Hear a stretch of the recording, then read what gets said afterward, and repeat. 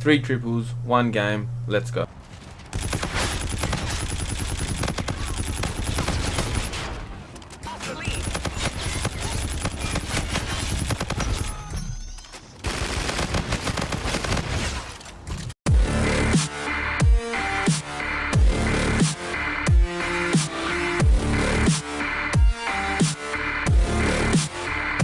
Boys, welcome back to another video by Koonzy himself, and the reason this is a voiceover is I didn't have the volume turned up on the mic for the whole game and you can barely hear me, so I'm just going to do a quick talk over about why Infinite Warfare doesn't deserve some of the hate it's getting, and a couple of things I will change about the game. I know it probably won't get changed, but just my thoughts on what should get changed and what may or may not get changed in the future. Before we get into it, I'm just going to read a quick quote from Activision CEO Eric Hirschberg, where he addresses the haters on this game. He keeps it calm and collected and pretty logical. His quote was, "Of course we know there are people in our community who are nostalgic for the boots on the ground style gameplay. That's why we have made Modern Warfare Remastered. But we've also had millions of people in our community who want to have new, innovative experience in the game each year, and Infinite Warfare is going to deliver that." And like I said in previous videos, we can't all keep waiting and hoping for the boots on ground, old school World at War games. That time has changed. That time is no longer in existence, and we need to adapt or just stop playing, because I don't believe it's going to go back to the old school World War games. And coming to that, Battlefield 1 is obviously a World War game, but I mean, it's nothing we haven't seen in games. Like, are we going to play the exact same shit every year? The same guns, same old school weapons? Like, doesn't that get boring to you? Like, to me, it obviously does. I have hardly even played Modern Warfare Remastered. I've put enough time in that game in the past. I don't see the point in playing the same game over and over again. So yeah, I don't understand that. And a couple of things I personally want to get changed or just dislike about Infinite Warfare. There isn't much, but there's obviously a couple of things. One of the things is probably a pretty stupid one, but in the Scorestreaks, I don't understand why you unlock all the big ones first. And by big I mean like the AP3X, the RCA, the Thor, the Warden.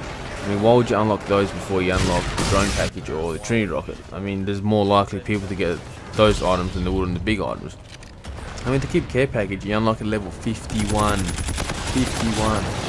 That is just ridiculous. That is one of the things that most people are going to get, and you should probably make it easier for, you know, the less advantaged players, people that don't take it as seriously, and they just aren't as good. You want to keep it fun for everyone, you want to keep it fair for everyone, and that gives people an option to maybe get something good, whereas they may not be good enough to get a Warden or a Thor or RC8 or AP3X. Like, if they get a drone package, they might get one of those, and it makes it exciting. Another thing is the gun variances. For your mission teams where there is the gun variances, it's not very, how do you say, I mean, even. Obviously, if you play with the Orion, you got Havoc, you got the Karma. Or if you play with the JTF, you have the FHR40 Windfall, the Karma Kismet, you have the HVR Atlas. There's just more range of gun, but then when you get to the Saber team and the Wraith, it's more sniper based. I don't see much people going for those ones.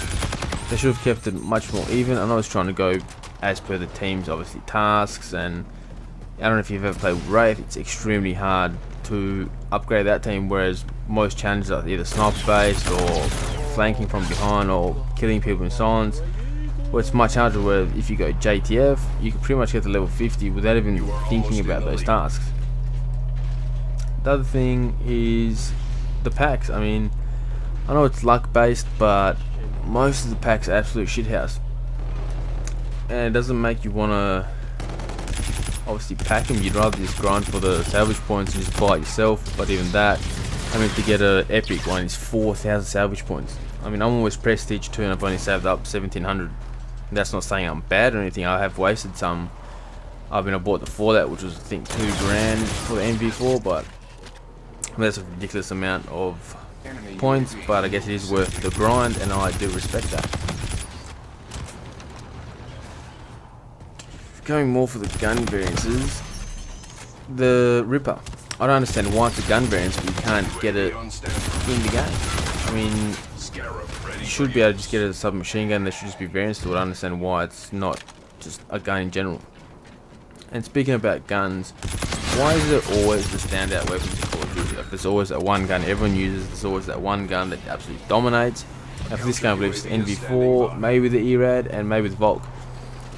Why not just make not all the same, but just very similar, so you have more variety of guns to use, more choice, and it's more of an even playing field. I mean, once everyone chooses the same gun, I mean, it just gets boring, and you pick up weapons, it's the same gun, or it just doesn't make the game very versatile. Now, said that, why is there shotguns? I mean, who honestly goes in the game and thinks, I'm gonna absolutely just use a shotgun and just dominate people? It just doesn't happen. Snipers, I understand why they're in it. Snipers are fun as hell, and the pro should be kept in it, but need to be downgraded a little bit. I mean, most of them you get shot in the toe and you're dead, but I guess a lot of people like sniping and they have to keep it obviously relevant to the game. LMGs, no one uses LMGs to play the game properly. They're either gonna camp or just look down range and just scope down there with a red dot sight or some random scope and just pick people off. It's absolutely terrible. I don't see the point of these guns to be in the game. You could have just added more assault rifles, more submachine guns, even shotguns, even though I don't like shotguns. With everything else, I believe they should add a couple more DLC weapons to the game, a couple more variances to the weapons, just to keep it fresh. I mean, most people have already unlocked most of the epic guns, and once people unlock all that, there's nothing else to grind for, so you should be keeping it relevant and adding a lot more weapons. Obviously, there's going to be map packs, so those map packs should bring back weapons. They have in the past, Ghosts, Infinite Warfare. So I'm hoping it does happen in this game as well. And camos. The grind for camos is not as hard these days, but it's still good. You gotta get a lot of headshots, a lot of kills. But for submachine guns, you only need to get hipfire kills, not even headshots. That is very debatable, whereas assault rifles, you need to get headshots. So I don't know if they need to change that. I mean, it just makes it easier to get the camos for submachine gun, but yeah. But all in all, I'll leave with the rest of the gameplay. Sorry about the silence, but I hope you enjoy the voiceover, and anyway, I will see you in the next videos. If you liked the video, don't forget to leave a like. If you are new to the channel, don't forget to subscribe, and peace.